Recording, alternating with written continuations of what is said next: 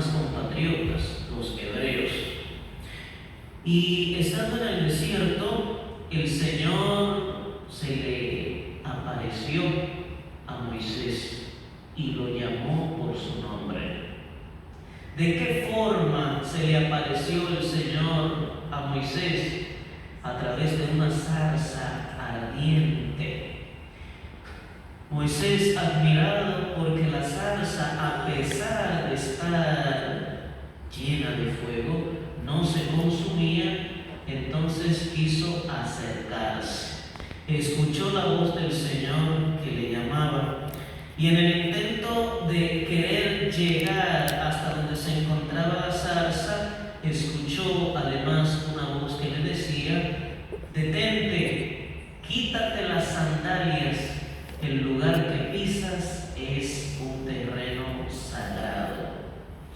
Esto hay que asociarlo al faraón egipcio, que se creía dueño de su tierra y de todas las tierras de alrededor, porque bastaba desear un pedacito de tierra para caerle encima a los dueños de esa tierra con tal de adueñarse de ella. Entonces, con esta expresión que emplea el Señor dirigiéndose a Moisés, quiere dejar claro que el faraón no es dueño y señor de la tierra, que el dueño y señor de la tierra es el Señor. El dueño y señor de la tierra es el Señor.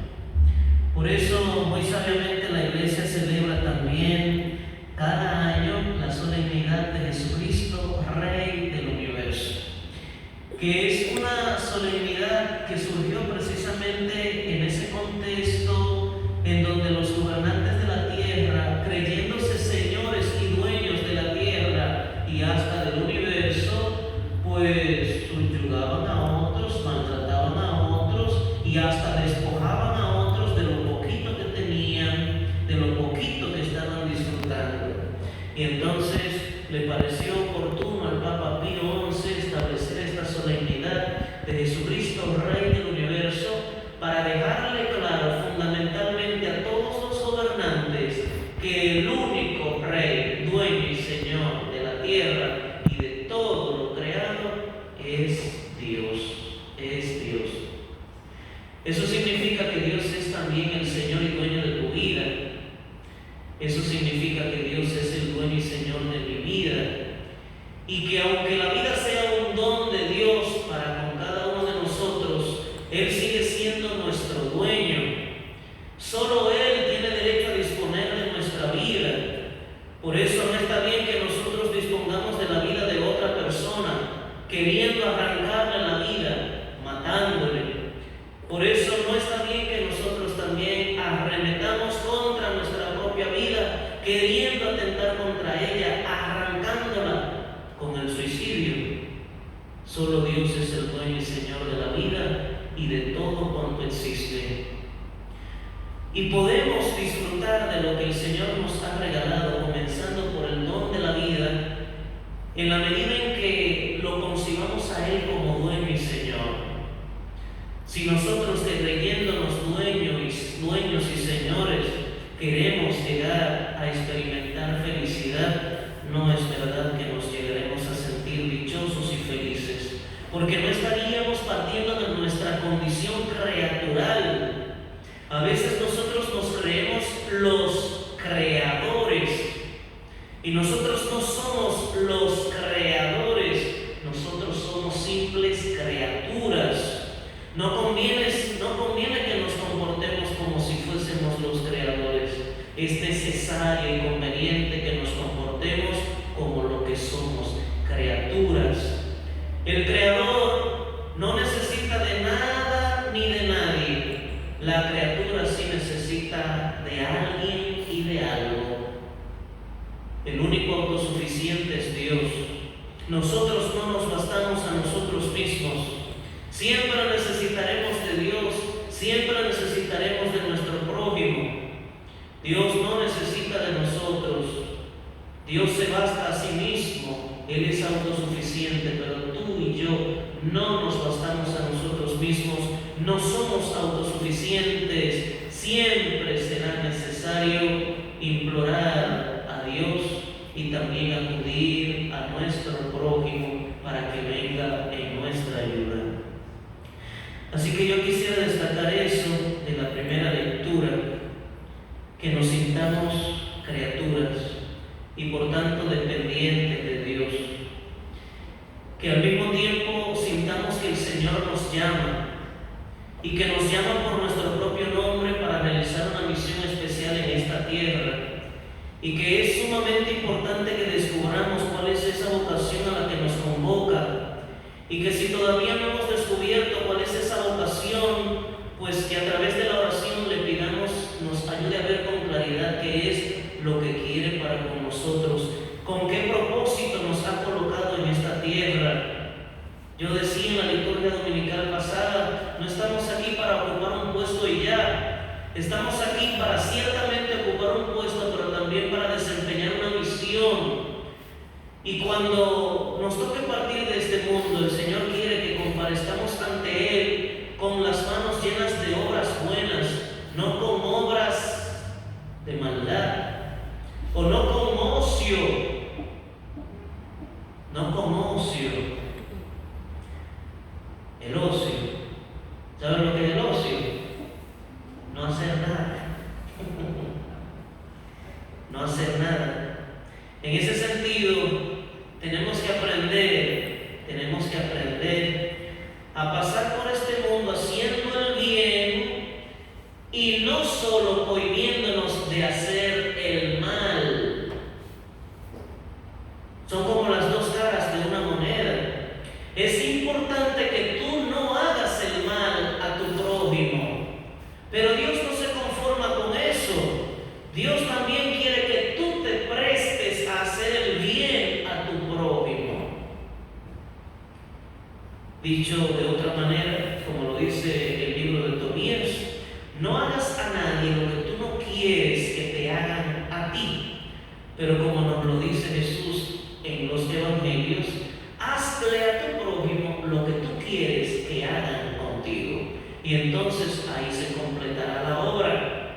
No basta con no hacer el mal, hay que además de no hacer el mal, también hacer el bien. Y dejar nuestra huella en este mundo. Hay gente que es recordada por su maldad, pero no estamos para ser recordados por nuestras maldades, sino por nuestras bondades. No debemos hacer el bien tampoco con la intención de ser recordados o reconocidos, pero antes que ser recordados por nuestras maldades, que seamos reconocidos por nuestras bondades, y que ese reconocimiento no lo recibamos de parte de ningún semejante nuestro, sino más bien de parte de Dios, que es nuestro Creador, de quien nuestra vida depende y de quien por tanto nuestra salvación también depende. De eso se trata. Ojalá que también nosotros, a la luz de esta primera lectura, procuremos ser respetuosos de lo sagrado. Respetuosos de lo sagrado. La misma vida es un don de Dios y por tanto una realidad sagrada, pero también tantas cosas a nuestro alrededor. Primero, tantas personas a nuestro alrededor y luego tantas cosas a nuestro alrededor. Y no solo la palabra de Dios es realidad sagrada, o no solo la Eucaristía es realidad sagrada, todo eso es realidad sagrada y merece nuestro respeto, nuestra admiración y una actitud verdaderamente solemne. El Evangelio nos recuerda que debemos ser siempre agradecidos, que debemos alabar a nuestro Padre por haberse prestado a revelarnos cosas que a los ojos de los sabios y entendidos pues es imposible apreciar, porque su conocimiento o sus bienes materiales o el dinero los engríen y eso se convierte en un obstáculo para llegar a apreciar y valorar la manifestación del amor de Dios en sus vidas. Jesús clama porque seamos agradecidos, porque seamos sencillos, que nunca nos creamos la gran cosa, la última Coca-Cola del desierto o el último Gatorade del desierto y cosas por el estilo, ¿no? Hay que ser humildes, hay que ser sencillos. No te creas más importante que nadie, tampoco te creas inferior a nadie. Eres único, distinto e insustituible. Dios te creó y cuando te creó destruyó tu molde, destruyó tu molde. Tú no viniste a sustituir a nadie cuando naciste, tampoco cuando mueras vas a recibir a un sustituto.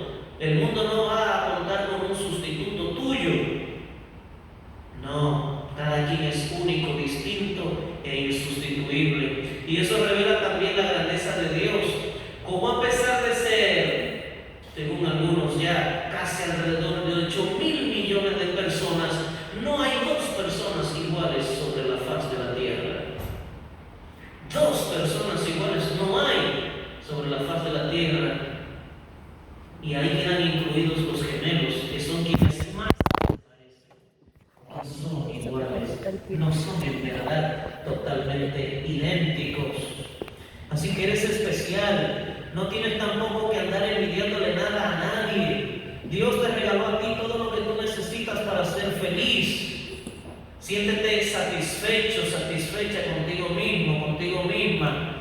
Dale gracias por todos los beneficios que te concede disfrutar y ponlo todo en manos de Dios.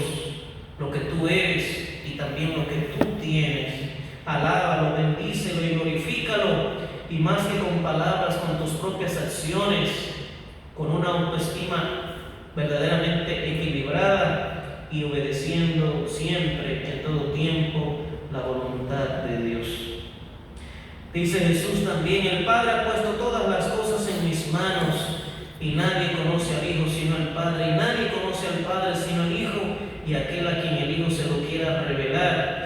La introducción a este parrafito ya lo revela todo. Lo que continúa es una explicitación. El Padre ha puesto todas las cosas en mis manos. ¿Qué quiere decir eso? Que hasta tu salvación está en manos de Dios, está en manos de Jesús.